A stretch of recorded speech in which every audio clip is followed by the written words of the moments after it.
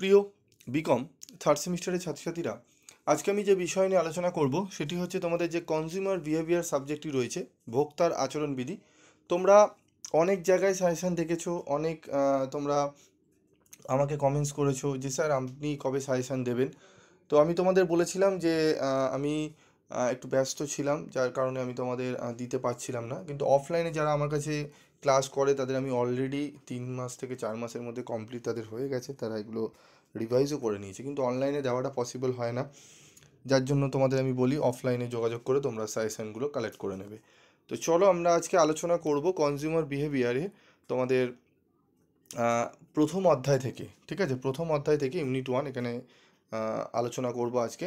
প্রথম অধ্যায় থেকে কি কি প্রশ্ন পড়লে তোমরা প্রশ্ন কমন পাবে, যেরকম তোমরা পেয়েছিলে ফার্স্ট সেমিস্টারে তোমাদের প্রিন্সিপাল অফ প্র্যাকটিস ম্যানেজমেন্টে, সেকেন্ড সেমিস্টারেও তোমরা পেয়েছিলে, তো থার্ড সেমিস্টার আশা করি সেরকমই তোমরা কমন পাবে। তো চলো দেখে নিই আমাদের প্রশ্ন রয়েছে কি কি। তো ভোগকারীর আচরণের ধারণা দাও, এর গুরুত্বগুলি আলোচনা করো। Give an idea about consumer behaviour, discuss its importance. এই প্রশ্নটি অত্যন্ত গুরুত্বপূর্ণ। ভোগকারীর আচরণের নিকোসিয়া মডেলটি ব্যাখ্যা করো। অত্যন্ত গুরুত্বপূর্ণ নিকোসিয়া মডেল, ঠিক আছে, অত্যন্ত গুরুত্বপূর্ণ এই বছরের জন্য। তারপর রয়েছে দেখো ভোগকারীর আচরণের হাওয়ার্ড সেট মডেল ব্যাখ্যা করো। ঠিক আছে, হাওয়ার্ড সেট মডেলটি ব্যাখ্যা করো। এই প্রশ্নটি দুটো মডেল ভালো করে করে গেলে আশা করি এই দুটো মডেলের থেকে একটি মডেল তোমরা 10 মার্কসের পাবে। ঠিক আছে, খুব গুরুত্বপূর্ণ প্রশ্ন কিন্তু এই পরপর যে 3টে প্রশ্ন স্টার মার্ক করা রয়েছে, এর সাথে আরও কিছু প্রশ্ন রয়েছে, যদি পারো সেগুলো পড়তে হবে তোমাদের। তবে এই 3টে প্রশ্ন কিন্তু আগে রেডি করবে। ঠিক আছে, তারপর আবার রয়েছে বিপণন নীতিশাস্ত্রের সংজ্ঞা দাও, এর প্রকৃতিগুলি উল্লেখ করো। ঠিক আছে, অত্যন্ত গুরুত্বপূর্ণ প্রশ্ন। তারপর রয়েছে বিপণন নীতিশাস্ত্রের গুরুত্বগুলি উল্লেখ করো। এই প্রথম 5টি প্রশ্ন অত্যন্ত বাছাই করা খুব গুরুত্বপূর্ণ প্রশ্ন। তোমরা জানো, তোমরা বুকস কিনেছো, বিভিন্ন জায়গায় সাজেশন দেখেছো, বহু অনেক প্রশ্ন রয়েছে, দেখবে বইয়ের পেছনে অনুশীলনে প্রচুর প্রশ্ন রয়েছে।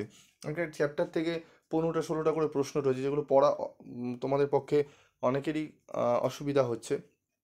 তো তাই জন্য আমি তোমাদের কি করেছি, আমি তোমাদের সাজেস্টিভ প্রশ্নগুলো যেগুলো গুরুত্বর বেশি পড়তে হবে ভালো করে মনোযোগ দিয়ে, সেই প্রশ্নগুলো তুলে ধরছি, যেগুলো পড়লে আশা করি তোমরা অনেকটাই উপকৃত হবে। ঠিক আছে, তারপর দেখো রয়েছে বিপণন নীতিশাস্ত্রের উপাদানগুলি উল্লেখ করো। Mention the elements of marketing ethics.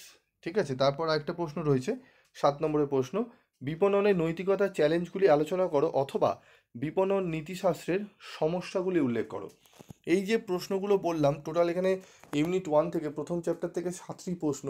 এই 7টি প্রশ্ন যারা করে নিতে পেরেছো তাদের পরীক্ষা আমি বলবো প্রথম অধ্যায় থেকে যে 10 মার্কসের এবং 5 মার্কসের এবং 2 মার্কসের যে প্রশ্নগুলো আসবে তোমরা কিন্তু কমন পেয়ে যাবে। ঠিক আছে, 2 মার্কসের কিন্তু এখান থেকেই তোমাদের প্রশ্ন আসবে, 5 মার্কসেরও এখানে আসবে। এই 7টা প্রশ্ন করে নিলে তোমরা অনেক কিন্তু প্রশ্ন অ্যাটেন্ড করে আসতে পারবে। ঠিক আছে, তো এই ছিল আজকে তোমাদের ইউনিট 1 থেকে গুরুত্বপূর্ণ প্রশ্ন।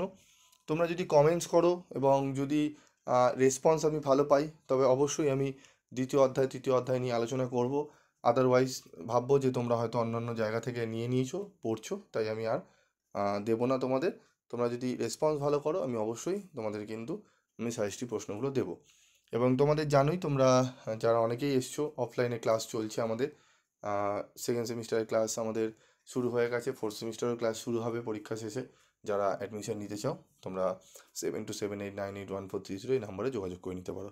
আজকের মতো ভিডিওটি শেষ করছি, দেখা হচ্ছে পরবর্তী ভিডিওতে। সকালে ভালো থাকবে, সুস্থ থাকবে।